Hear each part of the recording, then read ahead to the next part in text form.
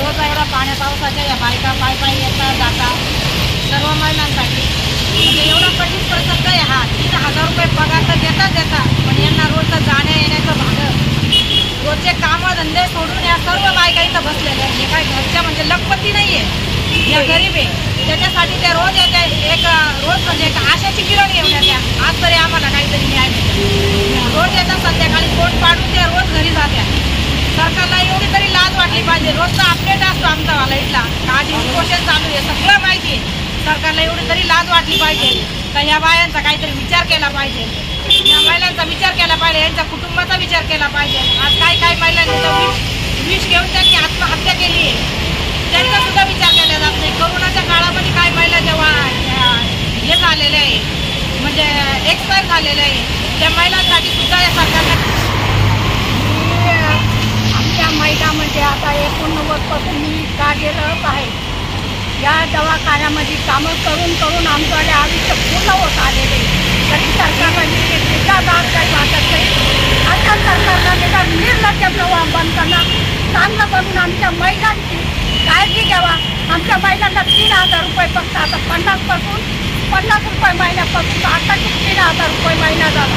काही महिलांनी आमच्या महिलांनी आत्महत्या केली त्यांच्या भागात नसल्यामुळे 3000 रुपयामध्ये पूर्ण होत नव्हतं म्हणून काही महिलांनी आत्महत्या केली। काही महिला गेलेल्या आहे वरती, काही महिलांनी आता ते फार वयोवृद्ध झालेलं आहे। अशा महिलांना संडास बाथरूमपासून तर पूर्ण कामं करावं लागतात आम्हाला। कपडे धुणं, संडास बाथरूम धुणं, गवतं काढणं, आमकं करणं, तमकं करणं सर्व म्हणजे गेले तेव्हा आम्हाला कामं करावं लागत आणि ते कामं करून सुद्धा आम्हाला सरकार काय म्हणत 3000 रुपये पेमेंट देतो। त्याला लाज वाटली पाहिजे सरकारला।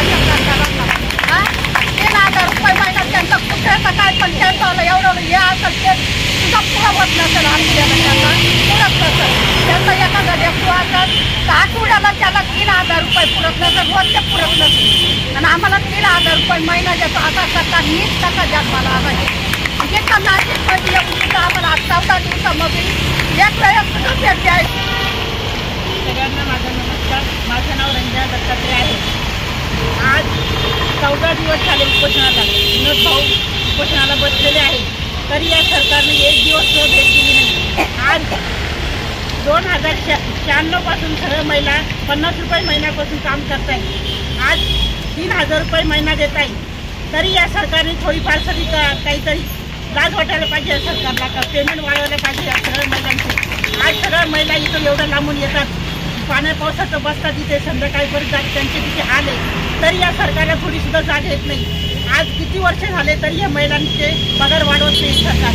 या सरकारला थोडीफार तरी लाज वाटायला पाहिजे का आज या महिला एवढ्या वर्षापासून बसताय इथे उपोषण चालू आहे तरी या सरकारने आजपर्यंत भेट दिली नाही। तरी आम्हाला 18,000 रुपये वेतन दिलंच पाहिजे सरकारने, वेतन दिलंच पाहिजे सरकारने।